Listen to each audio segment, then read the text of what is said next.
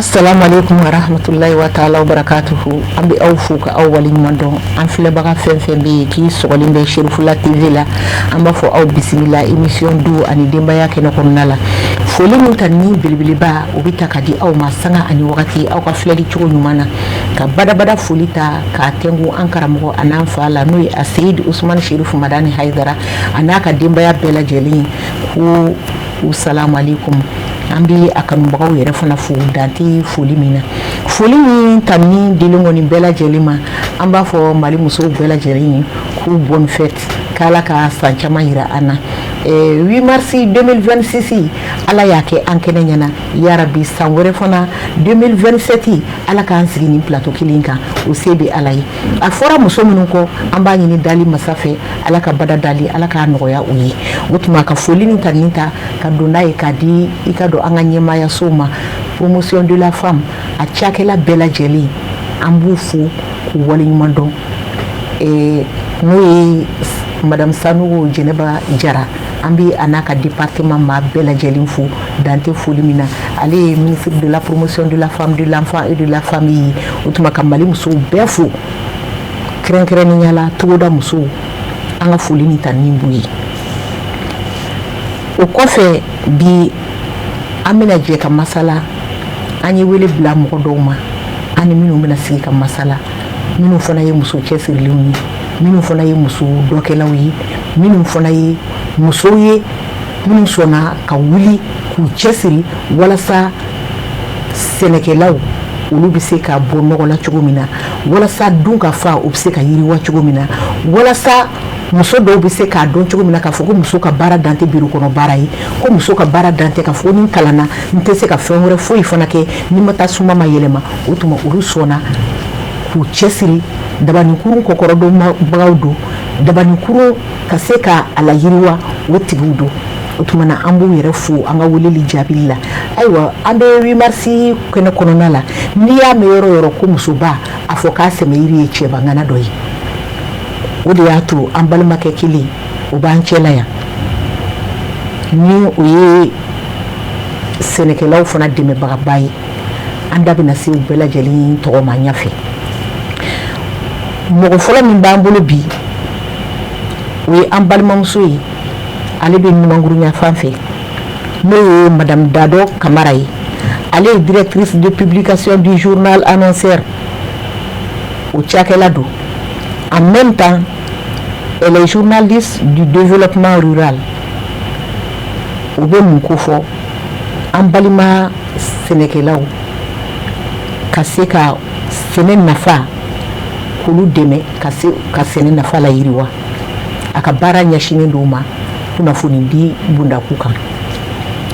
O kɔfɛ an balimamuso an ɲɛsinnen filɛ min ma ale ye Madame Traoré Umu Silayi femme rurale ale bi yan togoda musow tɔgɔ la a yɛrɛ ye togoda muso ye. O kɔfɛ komi n y'a fɔ aw ye cogo min na an balimakɛ min b'an cɛla ale ye Monsieur Udu Bengadi coordinateur du réseau Agrivision Sahel o ye ONG ni fana kɛlen bɛ k'i kɔkɔrɔma don ka sɛnɛkɛlaw kɔkɔrɔma don u ka sɛnɛ bɛ se ka yiriwa cogo min na u bɛ se ka ɲɛtaga sɔrɔ a la cogo min na sɛnɛ ka bɔ nɔgɔ la hakili la nin bɛɛ lajɛlen ye jamakulu kelen de ye nin bɛɛ lajɛlen ye hamina kelen de ye nin bɛɛ lajɛlen ye kunkilenna kelen de ye o hukumu kɔnɔna la an bɛ foli min ta min ta ka ɲɛsin an balimakɛ ma ko makɔrɔba ka ɲi warasiw ɲɛfɛ wa cɛbakɔrɔ ka ɲi muso ɲɛ an balimakɛ ni o ye Monsieur Udu ye an b'a fɔ k'i bɛngali i ni wula. Merci Aramina. Somɔgɔw baasi fosi tɛ yen. Nse denbaya. Baasi fosi tɛ yen. Ayiwa yan'an ka don émission kɔnɔ dakuruɲa kelen foli min b'i bolo. Ok i y'a fɔ cogoya min na an bɛ Mali muso bɛɛ fo donc ka kɛrɛnkɛrɛnnenya togoda musow bɛɛ fo fana o tɛmɛnen kɔfɛ an bɛ Cherifula maaw bɛɛ fo fana parce que n'i y'a ye an bɛna sigi ka kuma aw de y'aw ka dayɛlɛ ka anw bisimila donc o foli bɛ di aw ma ka tila ka foli di aw ma aw ka cɛsiri la ani aw kɛnɛ ka yiriwali sira fɛn fɛn ta ka Mali sɛgɛrɛ a ka ja ka musow ka yiriwali sɛgɛrɛ vraiment. Ok an b'i fo k'i waleɲuman dɔn Madame Traoré Umu Sila togoda muso somɔgɔw don basi fosi tɛ togodaw ka kɛnɛ basi tɛ togoda ayiwa yan'an ka don émission kɔnɔ folikan min b'i bolo folikan min bɛ ne bolo ni an balima an ka cɛba kelen y'a fɔ cogo min na ti tɛmɛ o kan an bɛ foli belebeleba ɲɛsin aw ma n'an ye sirifila mɔgɔw fo an bɛ togodala ne bɛ togodala muso bɛɛ fo yan ni kɛnɛ in kan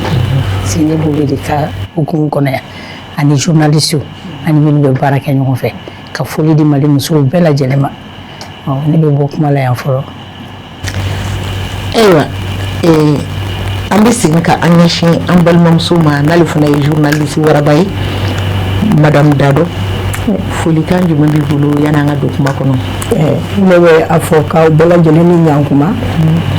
ka foli belebeleba di Serifula ma parce que n'i y'a mɛn an bɛna an sigi k'a fɔ ko an b'a walawala mɔgɔ dɔ de sɔnna donc an b'o foli kɛ aw ye ka dugawu kɛ halisa Ala k'an bɛɛ lajɛlen bolo mɛn baara la Mali ka ɲɛtaga kama. Ayiwa foli min ta ni Serifula TV bɛɛ lajɛlen y'a laminɛ an bɛ segin ka aw fo kuraya maa bɛ maa dɔ wele a t'i ka wele jaabi donc n'a ye wele jaabi alhamdulilah a diyara an ye foli min ta ni belebeleba o bɛ ɲɛsin aw kelen kelenna bɛɛ lajɛlen ma o kɔfɛ an balimaw bi an bɛna masala fɛn min kan o de ye n'o y'an ka thème ye femme de la terre portrait de femme entrepreneur agricole au Sahel. An balima minnu ka baara ɲɛsinnen don dugukolo baarali ma n'o ye sɛnɛ ye o ye adamadenya yiriwali sira dɔ ye ayiwa o ye sɛnɛ yɛrɛ fana taaɲɛ sira dɔ ye o ye sɛnɛ yiriwali sira dɔ ye ka se k'a la yakubaya muso minnu sɔnna o ma o musow ka kan ka fo o musow ka kan ka waleɲuman dɔn olu ka kan ka encourager donc an balimamuso ninnu ka baara bɛnnen don sɛnɛ kunkanko ma tiɲɛ don nka yɔrɔ jumɛn na Sahel jamanaw kɔnɔ jiko gɛrɛntɛ bɛ yɔrɔ minnu na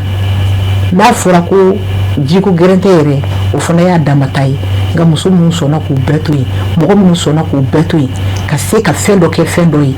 walasa jamana bɛ se ka taa ɲɛ cogo min na sabula kunnafoni n'olu b'i jɛnsɛn kunnafoni n'i ye kunnafoni di maa ma a bɛ komi i ye ji di maa min nɔgɔtɔ ma kunnafoni ye fɛn nafamaba de ye donc an balima ninnu an b'o fo dante foli min na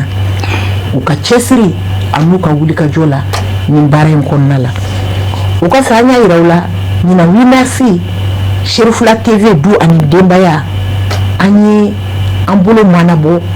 ni musoba ninnu de nɔfɛ ani an ka cɛba kelen min b'an cɛ la toujours sɛnɛkɛlaw ka kibaruyaw de don sabula n'i y'a mɛn ko n kun bɛ suma la dɔ ta de bɛ tile la n'i y'a mɛn an bɛ fɛn fɛn kɛ dun ka fa de sabatira mɔgɔ kɔngɔtɔ ka foyi man di yɔrɔ a bɛɛ ka fisa n'an filaw ye o kɔngɔ tɛ kun anw na donc mɔgɔ minnu bɛ ɲɛsinnen sɛnɛ ma an b'u fo k'u barikada 8 mars okumu kɔnɔna la an b'an ɲɛsin an balimakɛ ma e hakilina ye mun ye journée de la femme kan. Ok, vraiment i ka o ɲininkali diyara n ye parce que ne bolo journée kelen yɛrɛ ka dɔgɔ muso la journée kelen ka dɔgɔ muso la mais i bɛ taa sɔrɔ n'i y'a jateminɛ komi o don kelen kɛrɛnkɛrɛnyara mais ne bolo don bɛɛ muso ka ɲi ka nimaya don bɛɛ ka sanga ni muso ka cɛsiri ye ka sanga dɔrɔn n'u ka timinandiya ye ka sanga n'i yɛrɛ ko adamadenya i ko muso donc muso jɔyɔrɔ tɛ se ka fɔ ka ban donc don mana kɛrɛnkɛrɛn muso ye ne bolo o kɔni o ye an ka ka tasibila kɛ ka sanga ni o ye hali bi ka se ka dɔ fara o don nimayali kan a kana dan tile kelen yɛrɛ ma o ye ne hakilina ye. Ayiwa an b'i fo k'i waleɲuman dɔn Madame Dado dɔ b'i bolo ka fara t'a kan. Awɔ a bɔra k'a fɔ cogo min ka musow ka don k'a ɲɛnamaya ne bolo koba de don parce que a b'a to mɔgɔw hakili bɛ jigin k'a dɔn an dannen bɛ hakɛ min na yalima dɔ farala kan wa n'an ye ɲinan ta jateminɛ yalima ka bɔ salon na ka se ɲinan na musow ka hakɛw est-ce que a bɛɛ lajɛlen dafara donc nin don bɛ kɛ occasion ye min b'a to musow yɛrɛw an ka ɲɛmɔgɔw u bɛɛ b'a dɔn min kɛra min tora et puis fɛɛrɛ bɛ se ka tigɛ min n'a bɛ ɲa cogo min donc ne bolo nafaba de bɛ 8 mars ɲɛnamayali la. ayiwa an b'i fo i ka hakilina la madame Traoré Umu Sila dɔ b'i bolo ka fara i balimaw ta kan ka ɲɛsin 8 mars ma. ok ne bɛ dɔɔnin fara ta kan sinon olu y'a bɛɛ fɔ ka ban don ɲɛnamayali hakili jigin de don k'an hakili jigin ko musoba dɔw tɛmɛna sani ka se anw ma olu ye kɛlɛ kɛ ka da yɔrɔ min na yala anw tɛmɛn'o kan wa komi Dado y'a fɔ cogo min na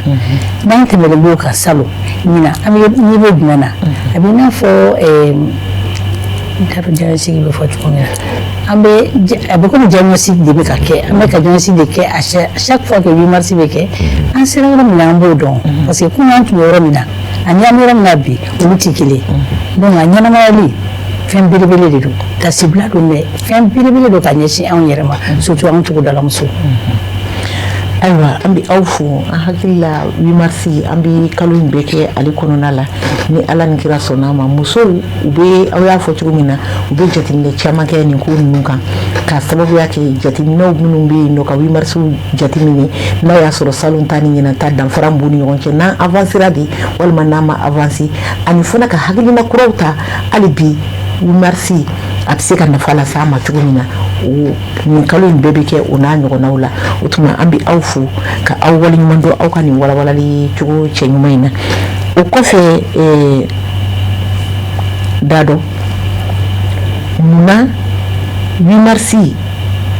a ɲɛnamali ka ɲi an ka togodaw la. A ɲɛnamali ka ɲi an ka togodaw la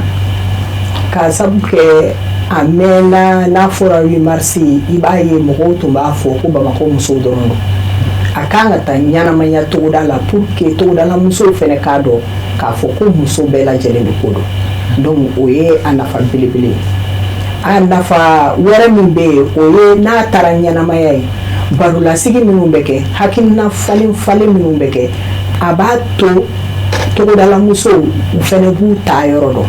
parce que an bɛ yɔrɔ min na i ko bi diɲɛ bɛ ka taa avancer de diɲɛ bɛ ka taa ɲɛfɛ bon o taa ɲɛfɛ ni e tora kɔ e ma kunnafoni ɲuman sɔrɔ donc e bɛ to kɔ de donc o dun tɛ o mana kɛ e ka taa ɲɛ bɛ gɛlɛya donc il faut que i ka bɔ kow kalama mais bɔ tɛ se ka ko kalama ni hakilinaw ma fali baroda la sigiw ka kɛ donc o de kama a nafa ka bon a ka kɛ togoda la pour que olu fɛnɛ bɛ bɔ ko kalama cogo min ko caman bɛ yen nɔ hali n'i y'a jateminɛ sɛnɛ yɛrɛ ta fanfɛla la ni hakilina falen kɛra sɛnɛ hukumu kɔnɔna la a b'a to mɔgɔw bɛ bɔ fɛn caman kalama fɔlɔ sɛnɛ tun ye kunfɛ baara ye mais sisan kunfɛ baara tɛ donc hakilina falenw de b'a to mɔgɔw hakili bɛ dayɛlɛ u bɛ se ka taa ɲɛfɛ cogo min. ok an b'i fo madame Traoré Umu Sila ayiwa 8 mars ɲɛnamali togoda la a bɛ mun de kɛ aw la a bɛ mun de kɛ aw ye. a bɛ fɛnba de ɲɛ anw ye parce que anw tun jɔlen don an b'a fɔ anw tun jɔlen don information foyi tun t'anw bolo bon pour que dun ka baara ka yiriwa fo i ka information de sɔrɔ information t'anw bolo 8 mars ɲɛnamali in bɛ na ni a ɲɛnamali togoda la a ye fɛn caman de yira anw na parce que fɛn caman tun bɛ yen u bɛ fɔ ko togodala muso an b'a mɛn mɔgɔw da an t'a dɔn fɛn min yɛrɛ don mais a b'an yɛrɛ kun kan a taalen cogoda la o bɛ na n'o ye comme Dado y'a fɔ cogo min na barolasigi ninnu kɔnɔna la an b'a dɔn an ka hakɛ ye nin ye an kan ka wuli ka ɲini yan fɛ mais ni 8 mars tun tɛ an t'olu dɔn an kɔni bɛ togoda la an bɛ cafi in na yen ten an ti foyi kalama mais barodalasigi min bɛ taa kɛ an fɛ yen sisan o b'a to an fɛnɛ bɛ bɔ ko caman kalama an bɛ walawala ko caman la o y'a nafa belebeleba yɛrɛ de parce que fɔlɔ a tun bɛ kɛ dunun bɛ fɔ balaw bɛ fɔ sisan olu t'a la baroda de bɛ taa sigi k'an ka hakɛw sɔrɔ cogo a n'a ɲini cogo ɲɛfɔ an ɲɛna o y'a nafa ye anw kan. an bɛ aw bɛɛ lajɛlen fo ka aw waleɲuman dɔn aw ka kunnafoni ɲuman dili la ayiwa monsieur Udu aw bɛ kunnafoniw di cogo di mɔgɔw ma minnu ka baara ɲɛsinnen don sɛnɛ ma sabula n'i ye sɛnɛ ta k'a lajɛ faaba kɔnɔ mɔgɔ b'a la togoda kɔnɔ mɔgɔ b'a la aw bɛ kunnafoni di cogo di kunnafoni bɛ nin bɛɛ lasɔrɔ cogo di i ka o ɲininkali diyara n ye n'i y'a jateminɛ baara o baara fo a kunnafoni ka k'i bolo komi n balimamusow da sera ma cogo min na parce que ni baara kunnafoni t'i bolo i bɛ taa sɔrɔ i ni yiriwali cɛ bɛ janya ɲɔgɔn na donc o de b'a to i b'a sɔrɔ togodalamusow surtout komi baro yɛrɛ sigilen bɛ olu kan i b'a sɔrɔ olu fana ka kunnafoni cogoyaw de bɛ yen parce que n'i ye kunnafoni jateminɛ kunnafoni bɛ mɔgɔ nafa n'a kɛra kan na i bɛ min faamuya n'a tɛmɛna sira fɛ i bɛ sira min lasɔrɔ donc i b'a sɔrɔ an bɛ kunnafoni ditɔ an bɛ kanw jateminɛ kosɛbɛ an bɛ siraw jateminɛ kosɛbɛ an bɛ fɛɛrɛw jateminɛ kosɛbɛ pour que a lawulila min kama a ka se ka o tigi sɔrɔ et puis a ka kɛ kunnafoni ye min bɛ mɔgɔ mako ɲɛ parce que kunnafoni ka ca mais dɔw bɛ yen a t'i mako ɲɛ a lamɛnni yɛrɛ tɛ foyi ɲɛ i ma mais min b'i mako ɲɛ o ka sɛgɛsɛgɛ ka di i ma donc an bɛ baara tɛmɛ o siraw de fɛ. ayiwa an b'i fo an b'a fɔ i Bengali madame Dado e fana ye kunnafoni dila ye ayiwa aw bɛ kunnafoni na tɛmɛ cogo di. voilà donc an ka kunnafoni di cogo a ka ca ne yɛrɛ bɛ yan hukumu kɔnɔ kɛrɛnkɛrɛnnenya la o y'o ye parce que anw ye jɛkulu de ye journalistes b'a kɔnɔ famille rurale b'a kɔnɔ donc dɛmɛ jɛkulu wɛrɛw b'a kɔnɔ anw ye o réseau de sigi n'o réseau tɔgɔ ko le réseau des journalistes engagés pour l'agriculture et le développement rural voilà donc anw ye a jateminɛ k'a ye k'a fɔ sɛnɛ tɛ kunfɛ baara ye an y'a jateminɛ k'a ye k'a fɔ an ka jamana fɛnɛ a dɛnnen bɛ sɛnɛ la donc anw ka baara de ye sisan ka kunnafoni ɲuman ɲini k'a di n'an ko sɛnɛ o ye a fɔlen bakuruba la ɲɔn tɛ anw kan bɛ kungo nafa bɔbaga bɛɛ lajɛlen ma donc ka kunnafoni ɲuman ɲini k'a d'u ma u ka baara bɛ se ka taa ɲɛ cogo min o kunnafoni ɲuman ɲinini na an ni ONG bɛ se ka baara kɛ ɲɔgɔn fɛ an bɛ taa faso ka baarakɛyɔrɔ la n'o ye ministère ye an bɛ kunnafoniw ɲini an bɛ hali sɛgɛsɛgɛli kɛ projets kan minnu bɛ yen kungo nafa bɔbagaw kama yalima n'o y'a sɔrɔ a bɛ ka k'a kɛcogo la n'a tɛ ka k'a kɛcogo la an bɛ se ka kunnafoni ɲini fɛnɛ i n'a fɔ sɛnɛ kunkankow kan an bɛ minnu cari an ka ca ne ye sɛbɛnnikɛla ye arajo la kuma la b'a la télé la baarakɛla b'a la donc an bɛ kunnafoni de cari pour que kungo nafa bɔbagaw u bɛ se ka nafa sɔrɔ u ka don o don baara la parce que n'i ye kunnafoni ɲuman dili bɔ journaliste yɛrɛ ka baara la ne hakili la a tɛ fɔ a ma bilen ko journaliste donc anw bɛ o baara de kɛ pour que ka kunnafoni ɲuman di dɔrɔn kungo nafa bɔbagaw ma pour que u bɛ nafa sɔrɔ a la jamana yɛrɛ bɛ taa ɲɛ. ayiwa an b'i fo i bɔra sisan k'a yira i ka kuma kɔnɔ ko kungo nafa bɔbagaw ko an b'a fɔ ko sɛnɛkɛlaw ko n tɛ ko kungo nafa bɔbagaw danfara jumɛn de bɛ sɛnɛkɛlaw ni kungo nafa bɔbagaw ni ɲɔgɔn cɛ kungo nafa bɔbagaw bɛ se ka kɛ baara jumɛn wɛrɛ kɛbagaw ye min tɛ sɛnɛkɛlaw ye. voilà n'a fɔra kungo nafa bɔbagaw sɛnɛkɛlaw b'o la n'a fɔra sɛnɛkɛla i b'a sɔrɔ jardin forotigiw b'o la yiri forotigiw b'o la kungo nafa bɔbaga dɔw ye mɔnnikɛlaw ye kungo nafa bɔbaga dɔw ye bagan maralaw ye donc anw ka baara ɲɛsinnen bɛ ka kunnafoni ɲuman di kunnafoni ɲini a bɛ sɔrɔ yɔrɔ minnu na k'a da olu de tulo kan pour que u bɛ se k'u kɛcogo dɔn cogo min u bɛ nafa sɔrɔ u ka ko la voilà. ayiwa an b'i fo i ka nin walawalali cogo ɲuman in na an ye faamuyali sɔrɔ a la o kɔfɛ madame Tarawele Umu e ye togoda muso ye i bɛ se ka a fɔ an ɲɛna gɛlɛya kumaba minnu bɛ an balimaw kan minnu ka baara ɲɛsinnen don sɛnɛ ma sahɛli kɔnɔna la wa. n bɛ se ka gɛlɛya dɔw f'i ɲɛna mais sani n k'a don gɛlɛya kɔnɔ n bɛ togodalamuso yɛrɛ walawala jɔn yɛrɛ ye togodalamuso ye togodala muso ye min bɛ se kungo nafa bɔ komi Dado y'a fɔ cogo min na sɛnɛkɛla b'a la baganmarala b'a la mɔnikɛla b'a la bayɛlɛmalikɛla b'a la bayɛlɛmalikɛla ye sugu jumɛn ye min bɛ taa san sugu la k'a bayɛlɛma o ko tɛ min b'a sɛnɛ ka tila k'a bayɛlɛma bon gɛlɛya min bɛ olu kan bi o togodala musow kan parce que nin ye fɛn baara naani ye kungo nafa bɔbagaw fana b'a la parce que nɛrɛ ni fɛn ninnu olu bɛɛ b'anw ka fɛn kɔnɔ nɛrɛ ye bayɛlɛmalikɛlaw ka baara u b'a bɔ k'a bayɛlɛma gɛlɛya min bɛ o baara naani kɛbaga ninnu kan bi sinon baara jugu kɛbaga min kan bi dugukolo ko b'o la dugukolo tɛ musow bolo an tɛ se k'o fɔli la jiko fana b'o la ani yɔrɔ dilanni o gɛlɛya fana b'an kan ani an yɛrɛ ka taabolo o gɛlɛyaw fana bɛ togodala musow kan bi kosɛbɛ an ka adamadenya siraw dacogo ma o gɛlɛyaw b'an kan o gɛlɛya belebele saba kɔni n bɛ se k'an da don o la an ka misɛnmaninw caman bɛ yen. ayiwa an bɛ aw fo ka aw waleɲuman dɔn an balima Sherifula TV filɛbaga bɛɛ lajɛlen jamana kɔnɔ ani jamana kɔ ka foli ni ta ni belebeleba a bɛ ɲɛsin aw kelen-kelenna bɛɛ ma ka aw to aw sigiyɔrɔw la nin tun ye émission tako fɔlɔ ye ni Ala sɔnn'a ma ni Ala ye tɛnɛ wɛrɛ yira an na émission tako filanan aw b'o sɔrɔ yen ni Ala sɔnna an y'a yira aw la ka fɔ 8 mars duguba kɔnɔ muso kelen ta tɛ 8 mars togoda muso yɛrɛ fana kelen ta tɛ nin bɛɛ ye musoba kelen ye duguba kɔnɔ togoda la nin bɛɛ ye muso kelen de ye nin bɛɛ ye maliyɛn de ye nin bɛɛ ye jamana kelen kɔnɔ denw de ye togoda muso u jɔda belebele b'an ka adamadenya la a bɛ komi duguba kɔnɔ muso fana jɔda belebeleba bɛ togoda muso ka adamadenya la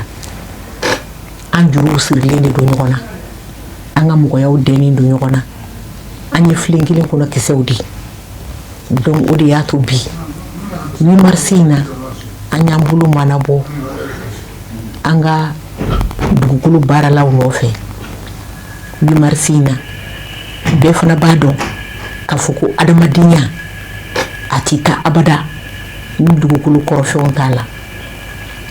a ka kɛ a vitaminiw ye o a ka kɛ a sɛnɛfɛnw ye o a ka kɛ nakɔw ye o a ka kɛ élevage ye n'o ye baganmara ye o nin si tɛ taa dugukolo kɔ o tuma an bɛ an balima ninnu fo u waleɲuman dɔn k'a ɲini dali masa fɛ a ka dɔgɔkun wɛrɛ yira ne ni aw la ni Ala sɔnn'a ma émission tako filanan aw b'o filɛ o kan a ka